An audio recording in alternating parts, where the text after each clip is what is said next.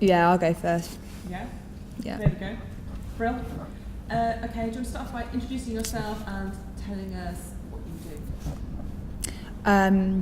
My name's Cecilia Knapp and I'm a writer and a performer.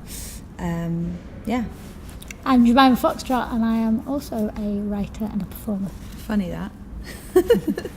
What has led me to my practice, my current journey? Well, it was a bit of a happy accident, really. I used to think that I wanted to be an actor, and I decided that I would go to uni and do English instead because, you know, my dad was like, acting's not a lucrative profession. But I always really liked reading plays and novels and poems and the kind of the story world that maybe as an actor I would have been able to immerse myself in.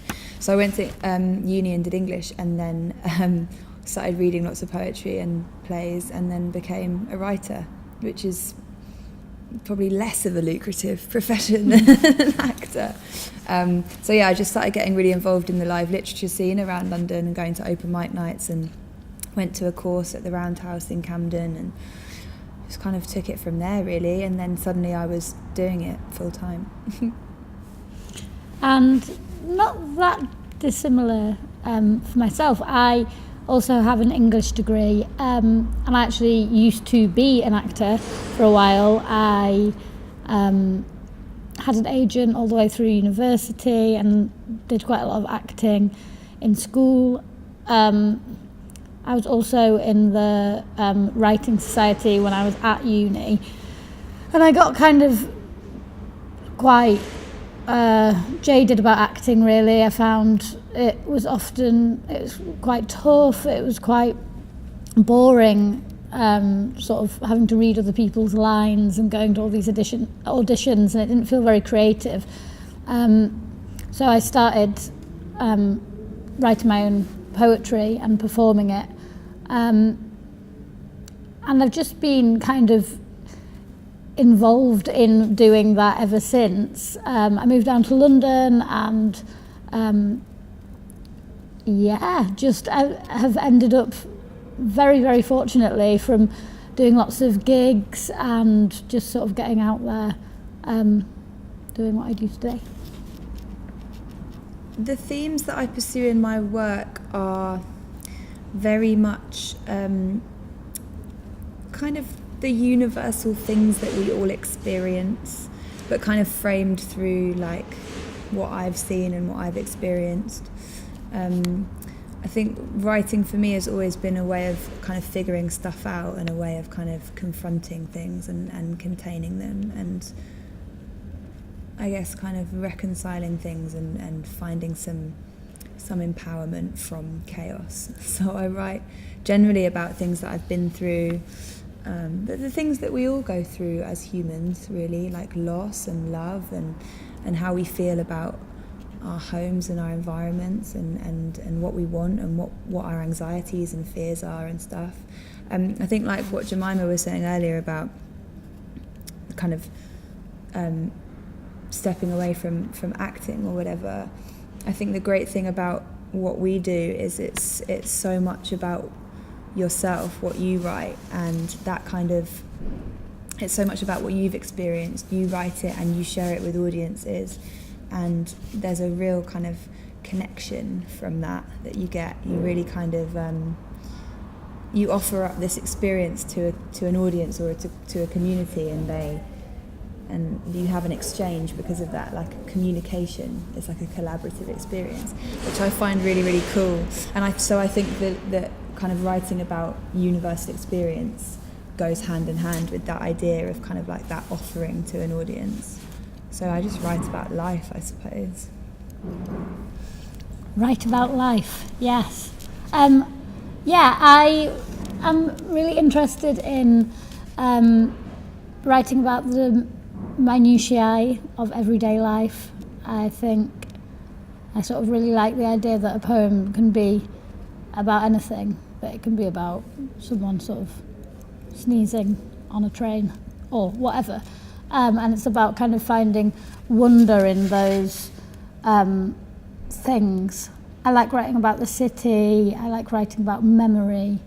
They're sort of themes I'm particularly interested in at the moment, sort of how memory works. That ties into the current IOU show as well. I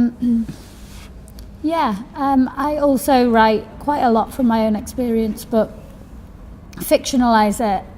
And the other sort of really key thing for me is music, because I sing in my poetry as well, and I use music quite a lot as a starting point for my work. So whether that be being sort of inspired by a particular song, or exploring what that song might mean in terms of a certain memory, or using music to add more to poetry. I think I write about music quite a lot as well. So tonight we are here at IOU HQ to run a Making It session.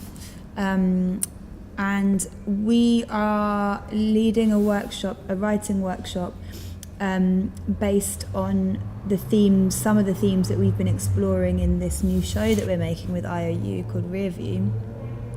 And so much of that show is about place and home and environment, and the town environment particularly, because the show is obviously touring around on this bus. And so the stage for the piece becomes the town itself. The backdrop of the piece is the town, and various scenes kind of happen around the town based on what's happened in that place, and what memory does that place trigger, and what place does that mean in the wider context of, town living, or just life in general, or whatever. So we're leading a writing workshop which will help the participants to uncover memories about places of significance, perhaps their hometown, perhaps somewhere that they visit often, perhaps somewhere that they should visit more often.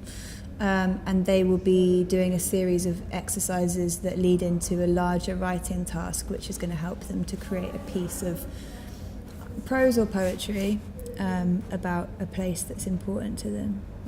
So, do you want to add anything? Yeah, not really. Yeah, it's it's a writing workshop exploring place, and we're going to be, I think, putting the participants through their paces a bit with some tasks about how to make their writing better, make it surprising, make it interesting. Yeah, on top of that. It'll be good, won't it? Oh yeah. We've crammed it all in to the plan. Yeah, we have. Do I have a mentor?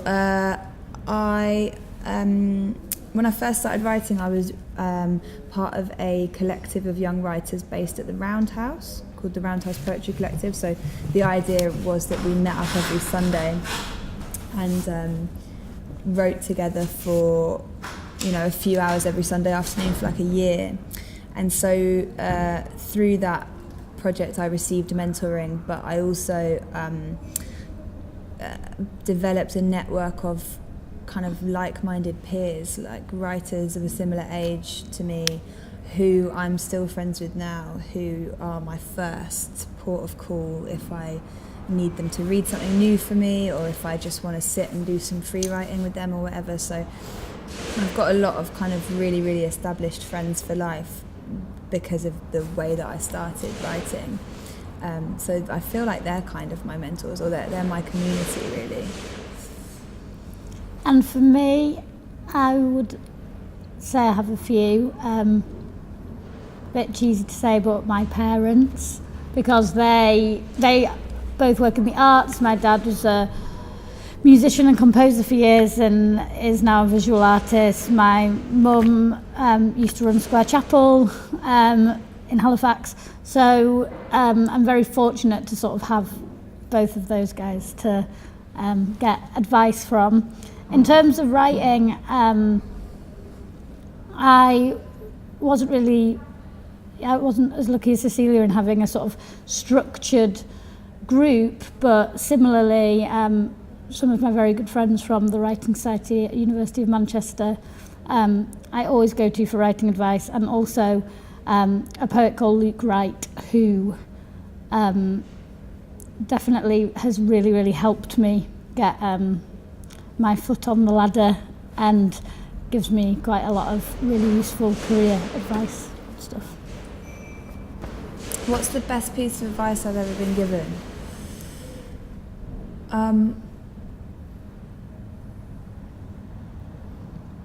I think just, this sounds so cheesy, but I think just to be true to your own voice. Like, I was mentored by a writer called Stephen Camden for a while, who also goes by the name of Polar Bear.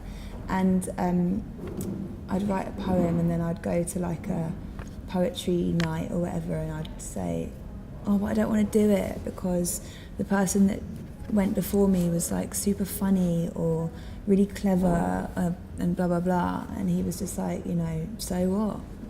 They're not you and you're not them. Like, how much more powerful is it to go and be different, or to go and surprise a crowd, or provide a paradox to what's just come before?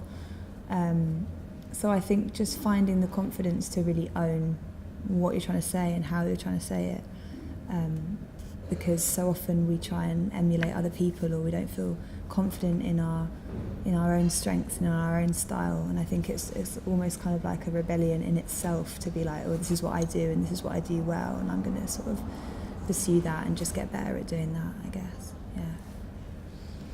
The best piece of advice I've ever been given in terms of writing is don't get it right, get it written, which I think is just really useful. It doesn't mean that you can just produce any old crap or share any old crap, but it means that you can produce any old crap, because it's kind of just really hammering home the idea that, you know, you can go around saying that you're a writer or you're a poet all you like, but unless you actually spend a lot of time writing,